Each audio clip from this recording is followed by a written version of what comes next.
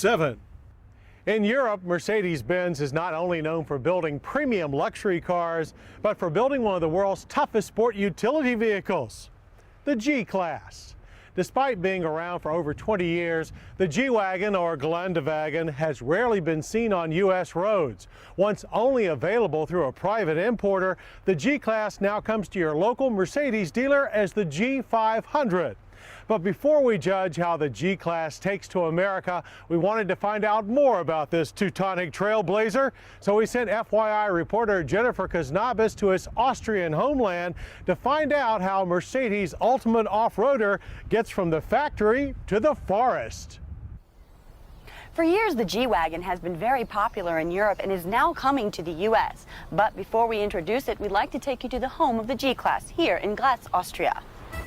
Graz is the second largest city in Austria. Surrounded by mountains, the city is comprised of little villages which were once independent. Graz is the birthplace of Arnold Schwarzenegger and, of course, is the home of the Mercedes-Benz Geländewagen. Yeah, at least that's the home, because we felt at that time, starting in the early 70s, with the partnership to Steyr. So at that time, some of the development had been in Stuttgart, some of development had been in Graz in former years, and the whole production and development history is connected to Graz. Geländewagen in German means all-terrain vehicle, and this vehicle is made mostly by hand at the Steyr facility in Graz. Having the chance to actually tour the facility gave us the realization of what a sturdy vehicle this really is. The basic technology has a very stable frame, has rigid axles, has interesting techniques in transmission and transfer case.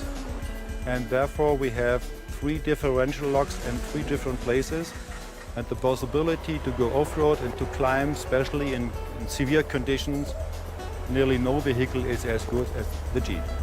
The G500 is the vehicle we will be seeing in the US, but over in Europe there are quite a few different models, including a diesel version. And until now, acquiring any model of the G-Wagon in the United States was difficult, so Mercedes-Benz anticipates good sales here. Many customers worldwide who wanted to have a G-Class took the chance to get it. And at least we have about maybe 200 or 250 units that are just running. The interest of the product is good.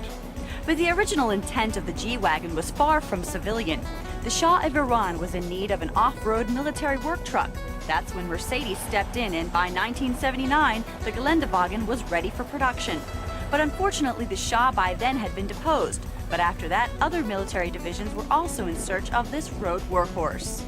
The situation was in the early 70s, there was a need for a military-used high off-road vehicle. And this was the basic technology at that time that has to be designed.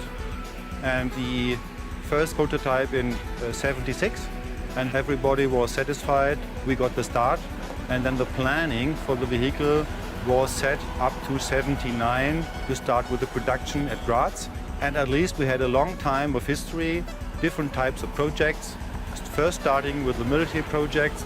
First was Argentina, and then big events with the French army and then German Bundeswehr.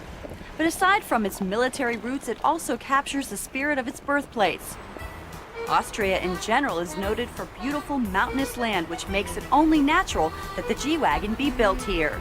This is a very high sophisticated vehicle, and to drive it, it makes very much fun.